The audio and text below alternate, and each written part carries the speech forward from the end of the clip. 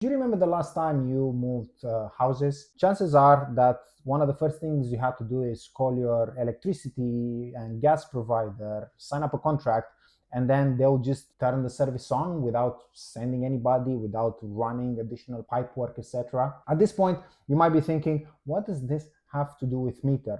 Don't worry, I'll explain later. See, initially, when I came across meter, one of the things that stood out was the fact that as opposed to a traditional vendor that asks you to purchase hardware, software licenses, etc., meter only charges you based on the surface you want to cover. So in my mind, I thought, oh, meter comes from square meter. Needless to say, later on I did realize that this might actually not work on the American market where the square foot is being used. So it made me wonder again, why is meter called like that? Then I stumbled upon this amazing article that explains the journey of Anil and Sunil, our founders, in creating the next generation network. And in this article, you will get to read about a very interesting use case.